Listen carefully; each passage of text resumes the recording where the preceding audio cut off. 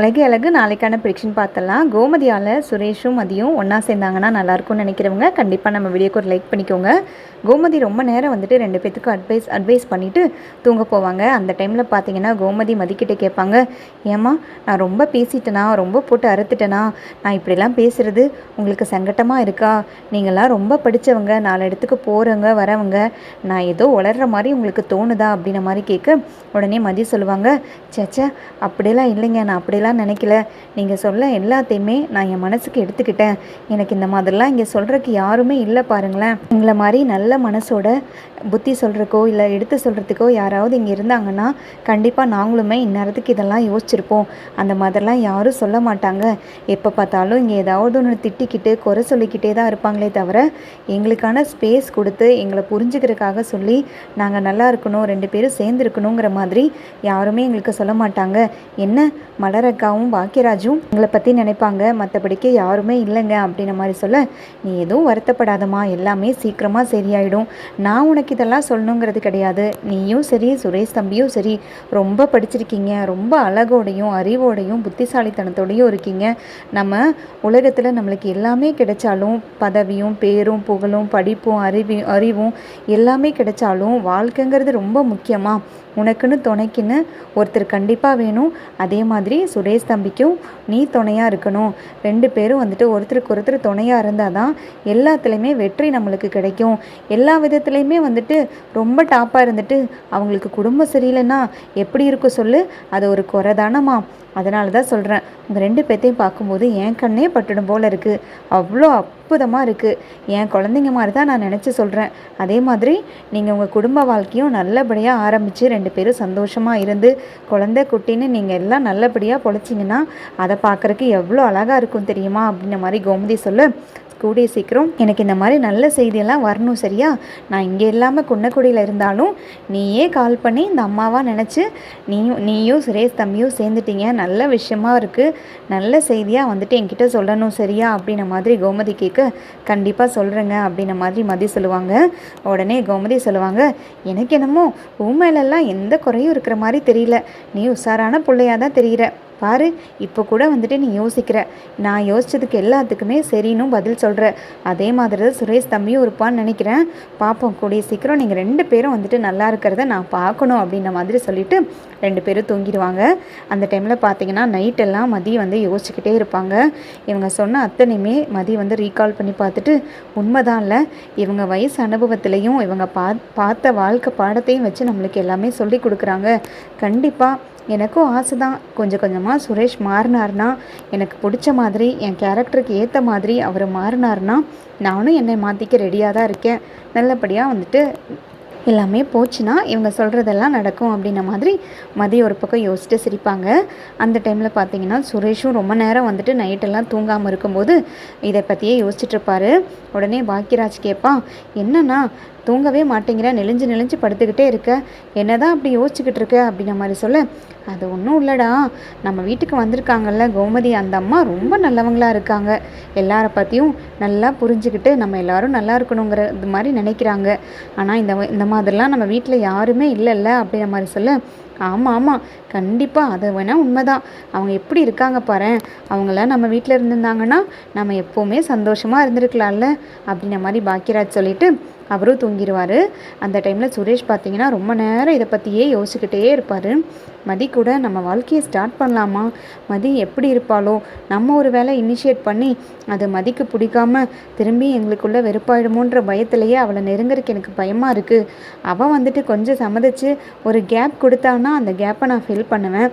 ஆனால் அதுக்கான ஒரு ஸ்பேஸை எடுத்துக்கிறதுக்கே எனக்கு பயமாக இருக்கே, அப்படி நானே உரிமை எடுத்து அவகிட்ட போகலாமான்ற பயத்துலேயும் தயக்கத்துலேயுமே வந்துட்டு என்னால் மதியோடு சேரவே முடியல அப்படின்ன மாதிரி சுரேஷ் ஒரு பக்கம் பாசிட்டிவாக நினச்சிட்ருப்பாரு. அந்த டைமில் பார்த்திங்கன்னா எல்லோரும் தூங்கி எழுந்திரிச்சு காலையில் ஆஸ் யூஷுவல் மலர் எல்லாத்தையுமே ஸ்டார்ட் பண்ணிடுவாங்க. எல்லாத்தையுமே ஸ்டார்ட் பண்ணி காலையில் டிஃபன் எல்லாம் ரெடி ஆனதுமே எல்லாத்தையும் வந்து கூப்பிடுவாங்க.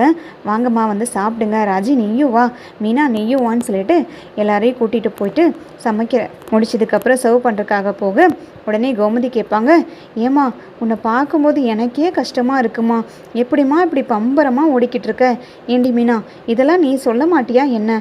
இந்த பொண்ணை பார்த்தா பாவமாக இருக்குடி, இருக்குடி, ஏன்டி இப்படி சமையல் கட்டிலேயே இந்த பொண்ணை போட்டிருக்காங்க, நீ உங்கள் மாமாட்டையும் அத்தைட்டையும் சொல்ல வேண்டியதானடி, ஏன்டி இப்படி இருக்காங்க அவங்கெல்லாம் அப்படின்ன மாதிரி சொல்லிகிட்டு இருக்கு. கரெக்டாக வந்துட்டு அவங்க வந்துடுவாங்க. வந்ததுமே கோமதி அப்படியே தடுமாறுவாங்க. ஐயோ, நான் வேறு இப்போ பேசினதெல்லாம் கேட்டிருப்பாங்களாடி மீனா, இவங்களை வேறு இப்போ திட்டிக்கிட்டு இருந்தேனே, இவங்க பார்க்குற பார்வையே சரியில்லை மீனா, எனக்கு பயமாக இருக்குடி அப்படின்ன மாதிரி கோமதி சொல்ல, ஐயோ அத்தை, கொஞ்சம் வாங்கி மூடிட்டு அமைதியாக தான் இருங்களேன், அவங்க தான் உங்களை பார்க்குறாங்கன்னு தெரியுதில்ல, கொஞ்சம் அடக்கி வாசிங்க அப்படின்ன மாதிரி மீனா ஒரு பக்கம் சொல்ல, உடனே அந்த அம்மா கேட்பாங்க, என்னங்க ஏதோ பேசிக்கிட்டு இருந்தீங்க, நீ மீனா கேட்க மாட்டியான்னு வேற மீனா கிட்ட சொல்லிட்டு இருந்தா, என்னடி மீனா, உன் மாமியார் என்ன சொல்கிறாங்க, என்னை ஏதாவது கேட்க சொல்கிறாங்களா அப்படின்ன மாதிரி அவங்க கேட்க, உடனே கோமதி வாய் சும்மா இருக்காமல், ஏங்க மலரை மட்டும் எல்லா வேலையும் வாங்குறீங்கல்ல, பாவமாக இருக்குங்க, நானும் வந்ததுலேருந்து பார்த்துட்ருக்கேன், அந்த பிள்ளையே எல்லா வேலையும் இழுத்து போட்டு செஞ்சுக்கிட்டு இருக்கு, எல்லாத்துக்கும் கைக்கு கொண்டு போய் எல்லாமே கொடுத்துட்டும் இருக்குது, சமைக்கிறதும் அவளே பார்த்துக்கிட்டு இருக்கா, நீங்கள் கூட மாட ஒத்தாசை பண்ண வேண்டியதானங்க, இதில் என்னங்க இருக்குது, நம்மளும் சும்மா தானே இருக்கோம், நான்லாம் என் வீட்டில் வந்துட்டு சமையல் எப்போவுமே நான் தான் பண்ணுவேன், ஏன்னா என் வீட்டுக்காருக்கு நான் சமைச்சாதான் ரொம்ப பிடிக்கும், அதுபோக இவளுங்களும் ஆளுக்கு ஒரு வேலையை பண்ணுறாளுங்க,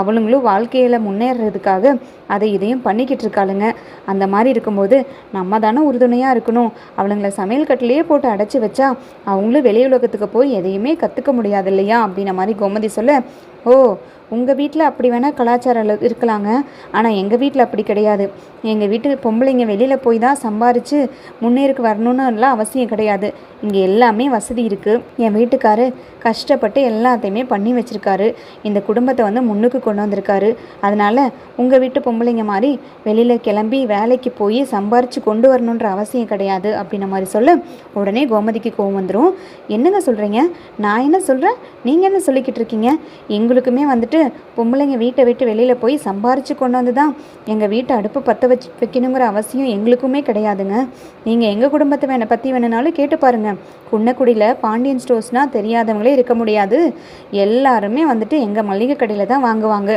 எங்களோட மளிகை கடையும் நாங்கள் பெருக்கிறதுக்கான எல்லா வழியும் பண்ணிகிட்ருக்கோம், ஆனால் நாங்கள் வந்துட்டு எங்கள் மருமகளுங்களை அப்படி நினைக்கல, இப்போ பாருங்களேன், ராஜி ஐபிஎஸ் ஆகணும்னு ஆசைப்படுறா, மீனா வந்துட்டு ஏற்கனவே கவர்மெண்ட் வேலையில் இருக்கா, அதே மாதிரி தான் என்னோட 2வது மருமகளும், அவளும் இப்போ வேலைக்கு போயிட்டுருக்கா, அந்த மாதிரி நம்மளுக்கு காசு பணம் முக்கியம் கிடையாதுங்க, அவங்க சுதந்திரமாக வெளியில் போகணும், 4 பேர்த்த பார்க்கணும், பேசணும், பழகணும், இப்படி வந்துட்டு நம்ம காலத்து மாதிரியே அடுப்படியில் போட்டு அடைச்சி வச்சுருக்கிறது இல்லைங்க, நீங்கள் தான் இன்னும் யோசிக்காமல் வளராமல் இருக்கீங்க, அதுக்காக தான் சொன்னேன் அப்படின்ன மாதிரி சொல்ல, உடனே அந்த அம்மாவுக்கு கோவம் வந்துடும், மீனா என்ன உன் மாமியார் தேவையில்லாததெல்லாம் பேசிக்கிட்டு இருக்காங்க, இதெல்லாம் இங்கே பேசுகிறதுக்கு வேண்டான்னு சொல்லிடு, இதெல்லாம் ஒத்து வராது, நம்ம குடும்பத்தில் ஒரு மாதிரி நடக்குதுங்கிறதுக்காக இவங்க எங்கேயோ இருந்து வந்து நம்ம குடும்பத்தோட கலாச்சாரத்தையும் பண்பாட்டையும் மாற்றிட முடியாது, ஏற்கனவே இந்த வீட்டில் மதி வந்ததுக்கு அப்புறம் தான் என் குடும்பத்தில் எல்லாமே மாறிடுச்சுன்னு மாமா ஏற்கனவே புலம்பிக்கிட்டு இருக்காரு, பத்தாத குறைக்கு இவங்க அங்கேருந்து வந்து இவளுங்களை ஏற்றி விட்டுட்டு போயிட்டா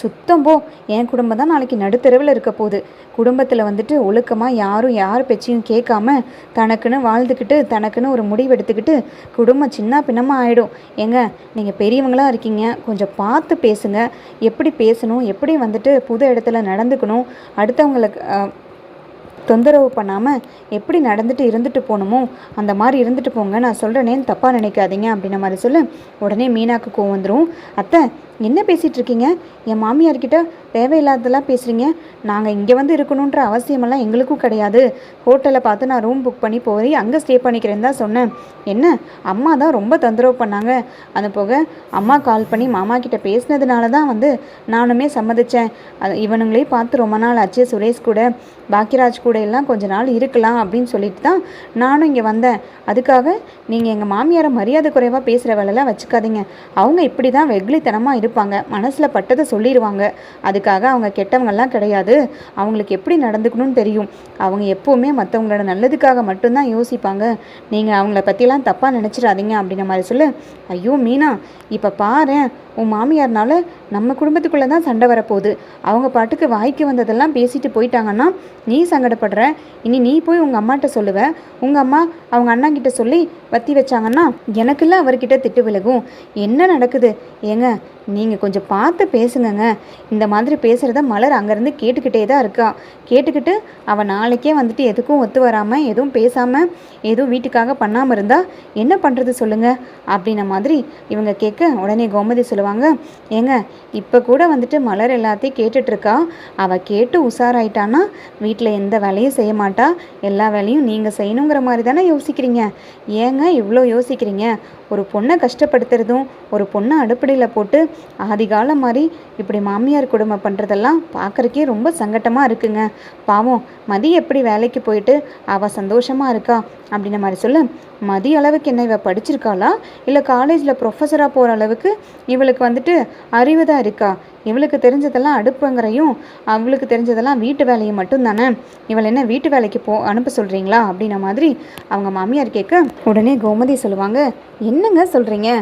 நம்ம மலருக்கு மட்டும் அறிவில்லை படிப்பில்லைன்னு நீங்கள் நினைக்கிறீங்களா? எல்லாராலையும் எல்லாமே முடியும்.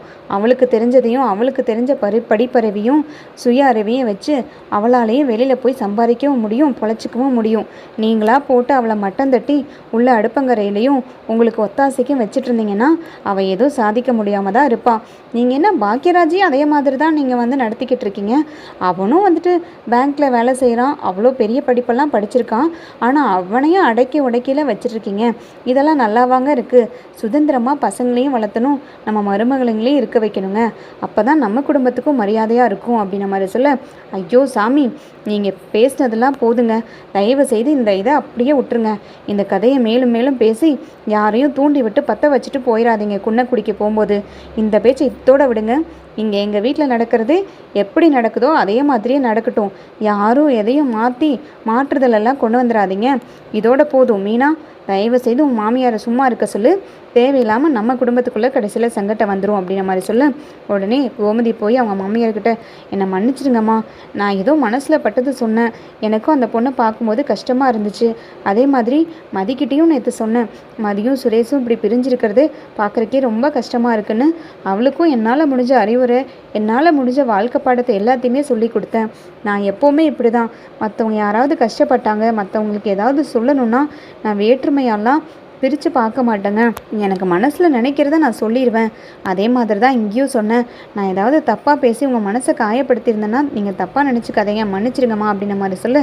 ஐயோ அப்படிலாம் இல்லைங்க, இங்கே எங்கள் குடும்பத்துக்குன்னு ஒரு முறை இருக்குது, ஒரு வரமுறையோடு நாங்கள்லாம் வாழ்ந்துட்டுருக்கோம். திடீர்னு வந்து நீங்கள் இப்படி சொன்னீங்கன்னா அதெல்லாம் ஒத்து வராதுமா அப்படின்ற மாதிரி சொல்லிவிட்டு அவங்க மாமியார் போயிடுவாங்க. உடனே மீனா, ஏத்த உங்களுக்கு இந்த வேண்டாத வேலை, இப்படி இவங்ககிட்டலாம் பேசி நீங்கள் பேச்சு வாங்கணுமா என்ன? ஐயோ தயவு செய்து சும்மா இருங்கத்த. யாரோ என்னமோ பண்ணிட்டு போகிறாங்க. மலர் என்ன பண்ணால் உங்களுக்கு என்னத்த? நம்மளாலெல்லாம் எதையுமே மாற்றிட முடியாது. மாமாலாம் ரொம்ப ஸ்ட்ரிக்ட்டு, அவரெல்லாம் ரொம்ப டென்ஷன் பார்ட்டி. அவருக்கெல்லாம் அறிவுரை சொல்கிறதுக்கும் அட்வைஸ் பண்ணுறதுக்கும் யாரும் இன்னும் முளைச்சி வரல. இப்போ ஏற்கனவே மதி ரொம்ப ஸ்ட்ரிக்டாக இருக்கிறதுனால தான் இங்கே நிறையா பிரச்சனைன்னு எங்கள் அம்மா கூட சொல்லியிருக்காங்க. அதனால் அவங்க போக்கில் நம்ம ஃப்ரீயாக விட்டுறலாம். நம்ம கெஸ்ட்டாக வந்திருக்கோம், ஒரு 2-3 நாள் இருக்கிறோம் போகிறோம், அவ்வளோதான் பாருங்கள். அதை தவிர நீங்கள் எதுவும் பெருசாலாம் இன்வால்வ் ஆகிக்க வேண்டாம், இது நம்ம குடும்பம் இல்லத்த அப்படின்ன மாதிரி மீனா வந்துட்டு கோமதிக்கு சொல்ல, இல்லடி இருந்தாலும் அந்த பொண்ணை பார்க்குறக்கும் எனக்கு கஷ்டமாக இருந்துச்சு. மதிக்கிட்டையும் அதே தான் சொன்னேன். மதியும் சுரேஷையும் சேர்த்து வச்சா அதுவுமே எனக்கு சந்தோஷமாக இருக்கும். நம்ம குடும்பத்துலேயும் இதே மாதிரி தானடி மீனா நடந்துச்சு. நீயும் அப்படி தான் இருந்த, ராஜியும் கதிரும் அப்படி தான் இருந்தாங்க. இப்போ கடைசியில் பாரு மயிலும் சரவணனும் இப்படி தான் இருக்காங்க. ஸோ இதெல்லாம் பார்க்கும்போது அடுத்த குடும்பத்துலேயும் இதே மாதிரி தானடி வருத்தப்படுவாங்க. அந்த ஒரு நல்ல எண்ணத்தில் தாண்டி சொன்னேன் அப்படின்ன மாதிரி சொல்ல, ஐயோ அத்தை புரியுதுத்த, உங்களோட நல்ல எண்ணம் எனக்கு புரியுது, உங்களோட கேரக்டர் எனக்கு புரியுது. ஆனால் இவங்கெல்லாம் புது ஆளுங்க, இவங்கெல்லாம் புரிஞ்சுக்க மாட்டாங்க. நீங்கள் ஏதோ குடும்பத்தில் குழப்பத்தை உண்டு பண்ணுறதுக்காக தான் இந்த மாதிரிலாம் பண்ணுறீங்கன்னு சொல்லிட்டு நம்மளையே பேச ஆரம்பிச்சிருவாங்க. நமக்கு எதுக்கு தான் வம்பு? நம்ம வந்தோமா 2-3 நாள் இருந்தோமா நம்ம வேலையை முடிச்சோமான்னு போயிடலாம் அப்படின்ன மாதிரி சொல்ல, சரி சரி அப்போ அவங்க குன்னக்குடி வர சொல்கிறியா? நம்ம இங்கேருந்து போனதுக்கப்புறம் ஒரு வாரம் வேணால் அவங்கள வர சொல்லிடி. குன்னக்குடியில் நம்ம வீட்டில் வச்சு எல்லாத்தையும் நான் என்னென்ன சரி கட்டணுமோ எல்லாமே சரி பண்ணிடுறேன் அப்படின்ற மாதிரி கோமதி காமெடி பண்ண, உடனே மீனா, இப்போ தானத்தை சொன்னேன் அதை பற்றியே பேசாதீங்க, அவங்க யாரோ என்னமோ பண்ணிட்டு போகிறாங்கன்னு, கொஞ்சம் ஃப்ரீயாக விடுங்கத்த. நம்ம பிரச்சனையே பெரும் பிரச்சனையாக இருக்குது, இதில் அடுத்தவங்க பிரச்சனையை வேற நம்ம தீர்த்து வைக்கணுமா அப்படின்னு சொல்லிட்டு மீனா உள்ளே போயிடுவாங்க. உடனே போய் அந்த அம்மா அவங்க வீட்டுக்காரர்கிட்ட, இந்த அம்மாவோட இதே சரியில்லைங்க, என்னென்ன பண்ண போதோ தெரியல, இங்கேருந்து போகிறதுக்குள்ளே ஏதாவது ஒரு பிரச்சனையோடு தான் கிளம்பும் போல இருக்குது. இப்போவே வந்துட்டு மலரை ரொம்ப வேலை வாங்குறீங்க, மதியும் சுரேஷையும் தங்கச்சியும் சேர்த்து வைங்க, ஆச்சா போச்சான்னு நம்மளுக்கே அறிவுரை சொல்கிறேன்ற பேரில் குடும்பத்துக்குள்ளே கலகத்தை உண்டு பண்ண ஆரம்பிச்சிருச்சு. இன்றைக்கி வேற தங்கராஜ் மாப்பிள்ளை வீட்டுக்கு வேற நம்ம கூட்டிகிட்டு போகிறோம். அங்கே போய் என்னென்ன உளறி வச்சு என்னென்ன பிரச்சனையெல்லாம் உண்டு பண்ண போதும். காலையிலேயே மாப்பிள்ளையோட முகம் பயங்கரமாக சுருங்கிருச்சுங்க. அவர் அது இதையும் பேசிகிட்டு இருந்தா அவர் வச்சும் பார்க்க மாட்டார். அவரை ஏதாவது இந்த அம்மா உளறிடுச்சுன்னா நம்மளும் இவங்களை வச்சு பார்க்க மாட்டோம். கடைசியில் நம்ம குடும்பத்துக்குள்ளே தான் ஏதாவது பிரச்சனை வரப்போது பாருங்கள். இது நேத்திக்கு வந்துட்டு எல்லாத்தையும் மாத்திரம் பிடிக்கிறேன்ட்டு இவளுங்களுக்கெல்லாம் சப்போர்ட் பண்ணிவிட்டு சின்ன வயசு பிள்ளையாட்டா இதுக்கு அதுக்கு சினிங்கிக்கிட்டு ஓடிக்கிட்டு இருக்கு. இதை முதல்ல இங்கேருந்து அனுப்பணுங்க. நல்ல இடத்துல தான் மீனா போய் சிக்கியிருக்கா அப்படின்ன மாதிரி அவங்க ஒரு பக்கம் புலம்ப இவர் பயங்கரமாக யோசிப்பார். இந்த அம்மாவால்